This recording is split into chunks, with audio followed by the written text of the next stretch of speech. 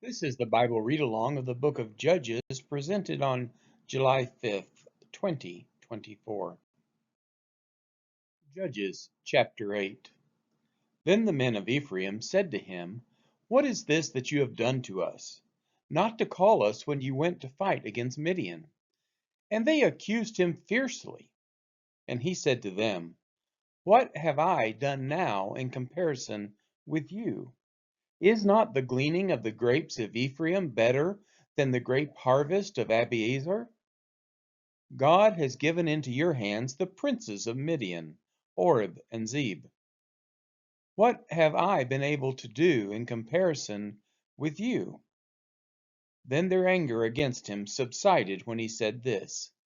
And Gideon came to the Jordan and crossed over, he and the 300 men who were with him, exhausted yet pursuing. So he said to the men of Succoth, "Please give loaves of bread to the people who follow me, for they are exhausted, and I am pursuing after Zebah and Zalmunna, the kings of Midian." And the officials of Succoth said, "Are the hands of Zebah and Zalmunna already in your hand, that we should give bread to your army?"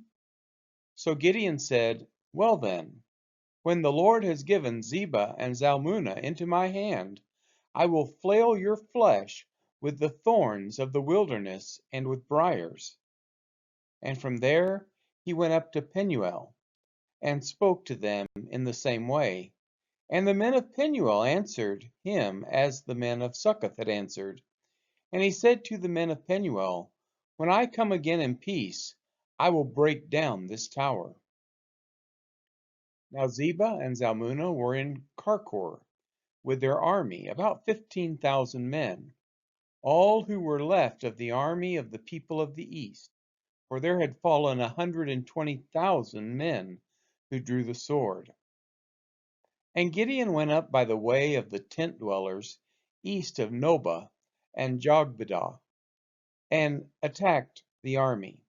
For the army felt secure, and Zebah and Zalmunna fled, and he pursued them and captured the two kings of Midian, Zebah and Zalmunna, and he threw all the army into a panic. Then Gideon, the son of Joash, returned from the battle by the ascent of Heres. And he captured a young man of Succoth and questioned him. And he wrote down for him the officials and elders of Succoth, 77 men. And he came to the men of Succoth and said, "Behold Zebah and Zalmunna, about whom you taunted me, saying, Are the hands of Zebah and Zalmunna already in your hand, that we should give bread to your men who are exhausted?" And he took the elders of the city, and he took thorns of the wilderness and briars, and with them taught the men of Succoth a lesson. And he broke down the tower of Penuel, and killed the men of the city. Then he said to Zebah and Zalmunna, "Where are the men whom you killed at Tabor?" They answered, "As you are, so were they. Every one of them resembled the son of a king." And he said, "They were my brothers, the sons of my mother. As the Lord lives, if you had saved them alive, I would not kill you."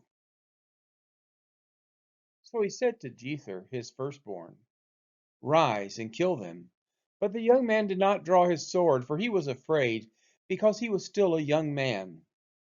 Then Zebah and Zalmunna said, "Rise yourself, and fall upon us, for as the man is, so is his strength." And Gideon arose and killed Zebah and Zalmunna, and he took the crescent ornaments that were on the necks of their camels. Then the men of Israel said to Gideon, "Rule over us, you and your son, and your grandson also, for you have saved us from the hand of Midian." Gideon said to them, "I will not rule over you, and my son will not rule over you. The Lord will rule over you." And Gideon said to them, "Let me make a request of you. Every one of you give me the earrings from his spoil." for they had golden earrings because they were Ishmaelites. And they answered, "We will willingly give them." And they spread a cloak, and every man threw in it the earrings of his spoil. And the weight of the golden earrings that he requested was 1,700 shekels of gold, besides the crescent ornaments and the pendants and the purple garments worn by the kings of Midian, and besides the collars that were around the necks of their camels. And Gideon made an ephod of it and put it in his city, in Ophrah, and all Israel whored after it there. And it became a snare to Gideon and to his family. So Midian was subdued before the people of Israel, and they raised their heads no more. And the land had rest 40 years in the days of Gideon. Jerubbaal, the son of Joash, went and lived in his own house. Now Gideon had 70 sons, his own offspring, for he had many wives. And his concubine, who was in Shechem, also bore him a son, and he called his name Abimelech. And Gideon, the son of Joash, died in a good old age, and was buried in the tomb of Joash his father, at Ophrah of the Abiezrites. As soon as Gideon died, the people of Israel turned again and whored after the Baals, who made Baal Berith their god.